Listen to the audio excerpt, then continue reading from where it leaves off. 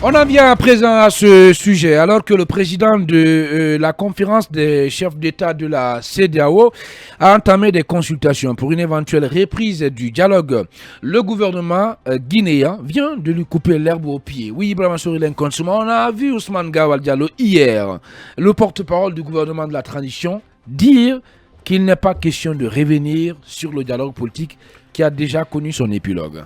À chaque fois que c'est le tandem Ousmane Gawal, Colonel Amara, en communication, c'est la casse. Ça, vous savez.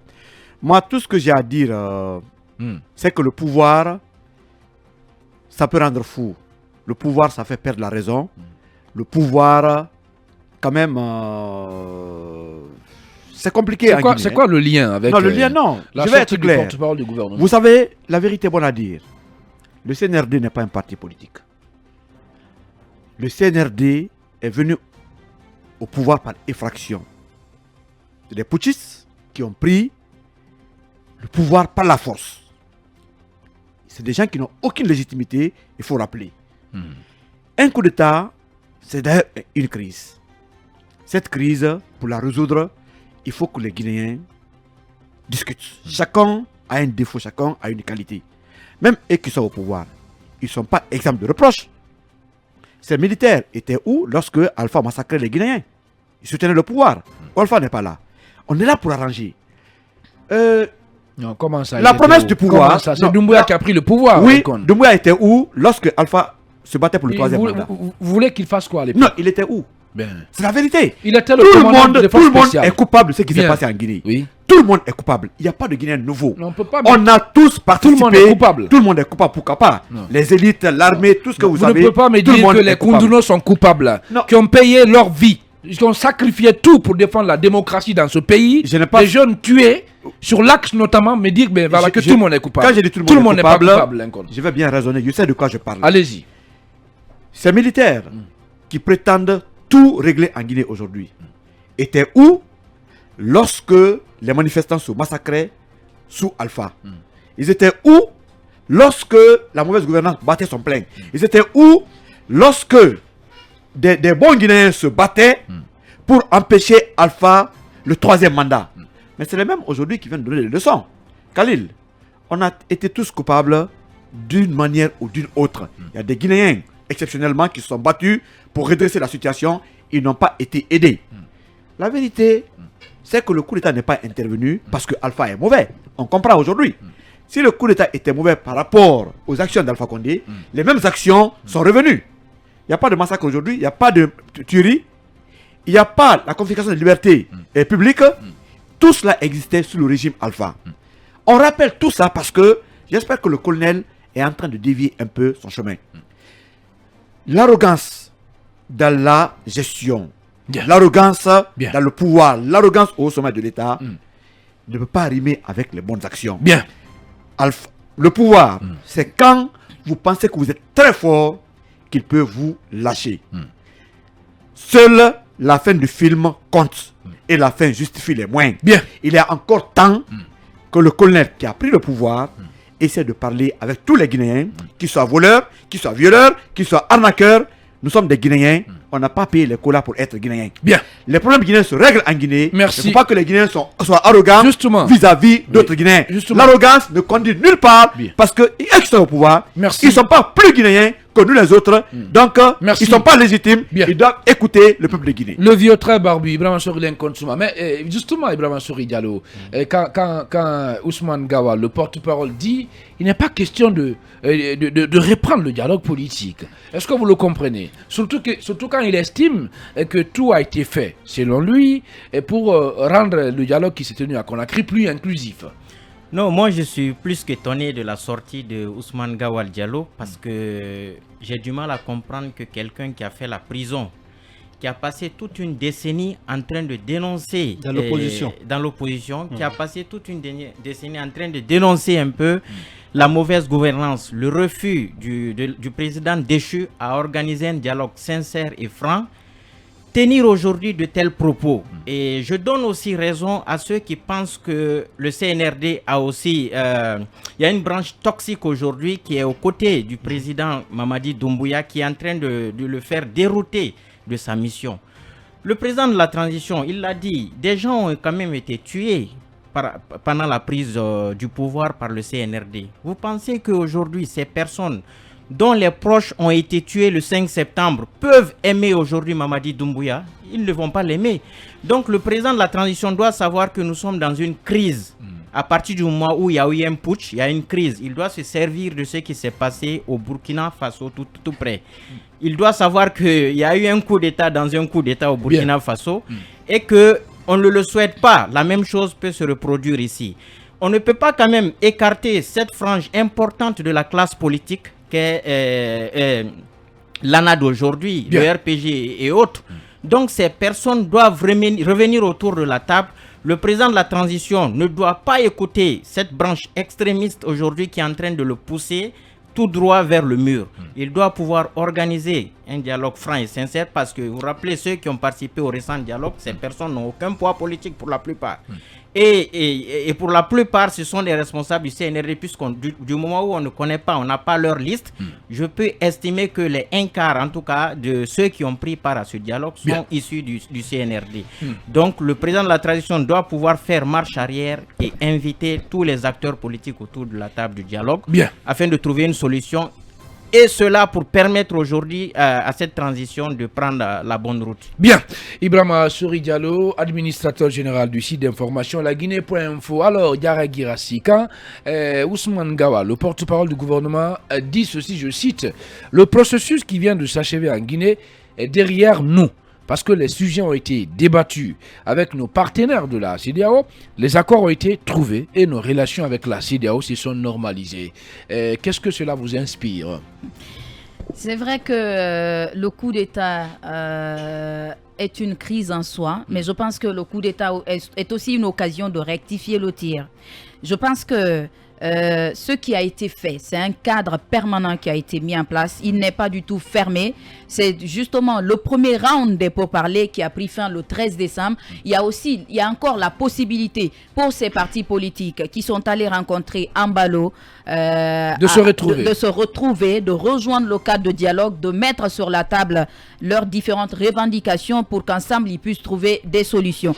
Il y a eu un coup d'État au Mali, il y a eu un coup d'État au Burkina Faso, mais les différends de ce côté, c'est entre l'argent au pouvoir et les puissances étrangères, notamment la France. Mais chez nous, c'est justement le contraire. Pourquoi ne pas, pour une fois, faire des concessions, faire des compromis, se retrouver autour de la table pour pouvoir discuter des problèmes guinéens entre Guinéens? Pourquoi cette possibilité? Quelle est l'opportunité aujourd'hui de délocaliser le cadre de dialogue qui a commencé ici en Guinée? Je me pose justement cette question. Je pense que la médiation, si elle doit être faite, elle doit être faite dans le sens que tout le monde se retrouve autour de la table, mais chez nous, parce que je ne vois pas ceux de la sous-région faire la même chose. Ça a chauffé au Mali, ça a chauffé au Burkina Faso, mais jamais, je termine, mais jamais, ceux-ci-là n'ont jamais pensé à ce qu'on délocalise leurs problèmes dans une autre capitale de la sous-région pour pouvoir parler de cela. Nous ne sommes pas en guerre. Il n'y a pas de problème entre les Guinéens. Le problème qui se pose, le problème qui s'impose, c'est le problème des intérêts. Tout ce qui tourne, tout ce qui se passe maintenant, c'est le problème des intérêts. Encore une fois, mettez le développement, mettez l'intérêt de la Guinée au centre. Regardez-vous en face, engueulez-vous, parlez entre vous, mais trouvez une solution pour qu'on puisse aller ensemble. Mais si vous dites que tous les jours, vous avez des préalables, tous les jours, vous avez, alors qu'il y a une main qui vous est tendue, que vous refusez de prendre, je pense que c'est la transition qui va encore traîner, alors qu'il y a déjà un chronogramme bien défini de 24 mois. Mais écoutez, vous devriez contribuer à faciliter les choses de sorte qu'on aille plus vite. Je pense que c'est pas pour le moment qu'il faut crier à des velléités de s'éterniser au pouvoir. On n'en est pas là. On a vu le capitaine Moussa Dadis Camara à la tête du CNDD qui quelques mois après sa prise du pouvoir, a déjà dit clairement qu'il va ôter sa tenue et se présenter à l'élection présidentielle, ce qui n'est pour le moment pas le cas. Prenons les gens au mot. Bien. Et j'en suis sûr que le jour où les 24 mois vont arriver à échéance, c'est en ce moment-là, si rien n'est fait, si les militaires se cramponnent aussi au pouvoir, c'est en ce moment qu'on doit crier. Bien. Mais pour le moment, si on le fait, là, on se victimise. Diarra Girassi, la reine du pays Diaka. Alors, Mamadou Yaya Baldé, plutôt. Quand Ousmane Gawal dit que le dialogue est derrière nous, est-ce que ce n'est pas une manière de fermer la porte à toute éventualité, en tout cas de répit de ce même cadre de dialogue, ce même dialogue plutôt? Avant de répondre à ta question, je voudrais rappeler une sagesse. Une sagesse qui dit que les paroles de l'arrogant conduisent son auteur à sa propre perte. Vous savez, quand j'entends des propos comme ça, avec tout ce que nous avons connu dans ce pays-là, je suis vraiment étonné. Mais je voudrais continuer pour dire que cette conférence de presse à laquelle nous avons eu droit hier, pour moi c'est une réponse directe à la rencontre de Bissau. Rencontre à laquelle étaient conviés les acteurs politiques et de la société civile qui n'avaient pas pris part au cadre du dialogue dit inclusif interguinéen. Vous savez, à partir d'hier, pour moi il y a un acte fondamental, il y a un acte majeur qui a été posé. Ça veut dire quoi? C'est clair, le message est clair. C'est un défi aujourd'hui que le gouvernement guinéen est en train de lancer à la CEDEAO. C'est un défi que le gouvernement guinéen a lancé à l'endroit de la CEDEAO. Ça veut dire qu'ils ne tiennent plus compte des recommandations et des propositions de la CEDEAO. Donc c'est ça le message en fait. Il faut savoir lire entre les lignes. Donc, et j'ai comme l'impression lorsque j'entends le ministre Ousmane Gawal parler, c'est comme si il prend ses problèmes personnels qu'il a avec son ancien parti, l'IFDG, et son ancien président, Cellou Dalein, qu'il essaye d'en faire aujourd'hui un problème d'État. Comment ça? Non, mais écoutez, lorsqu'on on parle dans ces termes-là, on sait comment il a été exclu au sein du parti. Aujourd'hui, ces gens-là sont de notre côté. Lui, il est au pouvoir. Mais lorsqu'il parle comme ça, on a comme l'impression qu'il veut régler ses comptes, mais en faisant de ses problèmes... C'est quoi le lien? Parce que nulle part, il n'a cité le nom d'un parti politique. Il n'a pas cité, mais on sait qui sont concernés par le dialogue, qui n'ont pas participé au cadre du dialogue. Il n'y a pas que l'UFDG. Mais lui, on sait d'où il vient, on sait où il se trouve en ce moment, on sait les problèmes, les antécédents qu'il y a, mais il ne peut pas faire de ses problèmes personnels entre le parti et lui pour faire de ça un problème d'État. Donc je voudrais terminer pour dire aujourd'hui la solution de la crise guinéenne. Je voudrais en tout cas parler à l'ANAD, je voudrais parler au FNDC politique, je voudrais parler au RPG Arc-en-Ciel et aux alliés. Je voudrais dire aujourd'hui, la solution n'est pas diplomatique, la solution n'est pas sur le front diplomatique, la solution elle sera politique, ça sera les rapports de force. S'ils ont compris ça, tant mieux, ils seront réintégrés, ils vont revenir dans la transition, mais s'ils n'ont pas compris que la solution sera politique, ils se laisseront en tout cas... ils laisseront Bernet en marge de l'histoire. Allez, Mamadou Baldé, notre Toubab. Oui, Khalil Camara, est-ce que c'est votre avis forcément? Je crois que la transition, c'est une transition. Il faut faire attention parce que ce n'est pas un pouvoir éternel. Il faut comprendre que vous pouvez vous retrouver de l'autre côté, là où vous étiez. Donc, je crois que quand vous voulez tenir des discours, il faut comprendre que ces discours-là sont enregistrés. Ces discours-là vont vous poursuivre un jour. Nous ne sommes pas en guerre. Nous sommes dans un État et nous cherchons des solutions pour les problèmes de cet État. Donc, je crois que tout ce qui va dans le sens favorable pour ces dialogues, pour cet État, je pense que c'est ce qu'on doit faire. Mais on ne peut pas tenir des discours, surtout quand on est porte-parole du gouvernement, pour enflammer la situation, pour aggraver la situation. Parce que je prends ce discours comme un discours de va-t-en-guerre. Un discours qui incite encore à la haine entre les Guinéens. C'est ce qui n'est pas bien. Comment ça? Quand vous dites... C'est-à-dire qu'aujourd'hui, il y a des partis opposés. Quand il dit que le dialogue est derrière nous, c'est une façon d'inciter Oui, à la haine, comment ça? À la division. Oui, mais comment à tout ce qu'on est en train de vivre aujourd'hui dans notre pays. Allez-y. Il y a des partis opposés. Il y a une partie qui est avec le CNRD, qui est la junte au pouvoir, il y a une autre partie qui ne comprend pas la démarche de l'exécutif au pouvoir. Oui. Alors, qu'est-ce qu'on voudrait? On voudrait que les partis là se regroupent autour d'une même table pour discuter les problèmes de notre pays. On ne cherche pas à les rejeter, on cherche à les rapprocher. Donc, en tant qu'intellectuel, en tant qu'homme d'État, homme public, moi je pense qu'on devrait plutôt chercher une manière à amener ceux qui ne sont pas avec nous autour de la table. Mais quand vous tenez des discours pour encore repousser ces gens davantage, pour faire comme si vous étiez en face des adversaires, alors que le CNRD nous a quand même fait comprendre qu'il n'a pas d'adversaire. Et on devrait s'inscrire dans ce sens-là. Il n'y a pas d'adversaire avec le CNRD. Il n'y a que des partis. Et le CNRD devrait être aujourd'hui, il devrait jouer un rôle d'arbitrage. C'est-à-dire faire en sorte que les partis soient, n'est-ce pas, égaux devant le processus électoral, mais aussi faire en sorte qu'il n'y ait pas de problème. Mais ce qui se passe maintenant avec ces discours, ça n'encourage pas. Je voudrais dire qu'au Mali, au Burkina, dans ces États-là, la junte n'a pas imposé de dictat. Il n'a pas dicté la manière dont le dialogue devrait se dérouler. Il n'est pas venu avec des préalables dans le discours. Parce que quand je crois qu'on est allez-y, par le temps, je vais terminer sur c'est très important. Je pense que quand on dit que il y a des partis qui ont posé des préalables, il faut comprendre aussi que la junte aussi est venue avec des préalables. Je l'ai dit ici la dernière fois. La junte n'est pas venue en Guinée. La junte n'est pas venue au dialogue pour que des idées qui sortent de ce dialogue soient prises en compte. Mais la junte est venue bien sûr avec des points qui étaient bien définis. Donc, je pense aussi que s'il y a une partie qui estime que les conditions pour le bon déroulement d'un dialogue de non ne sont pas posées pour participer au dialogue, je pense qu'on devrait faire en sorte qu'il y ait... Mais il faut comprendre que c'est que le porte-parole du gouvernement devrait comprendre.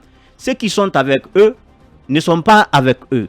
Ceux qui sont avec eux ne comptent pas au jeu de la majorité des Guinéens. Parce qu'il y a une forte majorité des Guinéens qui ne considèrent pas les partis politiques qui sont aujourd'hui avec eux.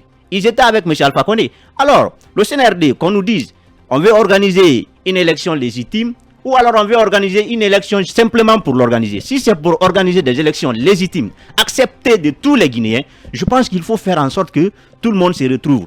Du côté de la sous-région, pour amener le dialogue à ce niveau, je pense que ceux qui le soutiennent, on peut les comprendre. Et même la CEDEAO, si la CEDEAO le disent, c'est tout à fait fondé. Parce qu'aujourd'hui, il n'y a pas de confiance dans cette junte dans notre pays. Les acteurs politiques qui sont contraints à l'exil, ils ont peur de rentrer. Donc si vous voulez organiser un dialogue, appelez tout le monde autour de la table, il faut le délocaliser. Parce que le délocaliser va permettre à ceux-là qui sont apeurés, à ceux-là qui sont effrayés, d'être autour de la table. Mais vous ne pouvez pas le faire en Guinée parce que quand vous appelez les gens au dialogue, il y a une forte probabilité qu'ils soient épinglés, qu'ils soient arrêtés. C'est ce qui fait que les gens ne peuvent pas venir aujourd'hui. Il faut faire attention, il faut être sage, surtout quand vous êtes devant. Mais je comprends, le Ousmane Gawal Diallo fait son rôle. Son rôle aujourd'hui, c'est quoi? C'est de décrédibiliser, discréditer les autres partis politiques qui ne sont pas avec eux. Et c'est ce qui est mauvais. Il faut revoir cette transition. Et je pense que Doumbouya devrait voir qui est vraiment sage pour être le porte-parole de cette transition, le porte-parole du gouvernement. Parce que celui qui est là n'arrange pas. Les mots qu'il tient n'arrangent pas cette transition. Les mots qu'il tient, ça ne va pas dans le sens de la paix, ça ne va pas dans le sens de l'union. Parce que quand on est responsable, quand on est devant une responsabilité, on devrait plutôt être courtois, on devrait plutôt avoir des discours de rassembleurs, mais pas des discours de division. Alors que ce à quoi nous assistons maintenant, ce sont des discours de division. Il ne faut pas se moquer des autres partis politiques parce qu'aujourd'hui vous êtes au pouvoir. Il faut comprendre que vous avez été prisonnier et vous pouvez encore être prisonnier demain. Khalil, merci beaucoup. Encore une fois, on va partir avec nos obligations commerciales. Derrière, c'est les infos que vous allez avoir dans la troisième partie de cette émission. Je le rappelle qu'on va prendre la direction de Tunis pour évoquer, bien entendu, la situation de ce jeune Guinéen qui a été percuté par un véhicule du colonel Mamadi Doumbouya. C'était le 5 septembre septembre 2021. Il dit être abandonné aujourd'hui par le gouvernement, par les autorités de Conakry, qui pourtant avait pris, pris l'engagement de le soigner, donc de le traiter. Il prendra donc la parole. Il s'agit de Salihou Diallo. Il s'exprimera chez nous. Ça va être dans la troisième partie de cette émission. En attendant, on va partir avec l'écran publicitaire et les infos. On se retrouve juste après pour poursuivre ce débat.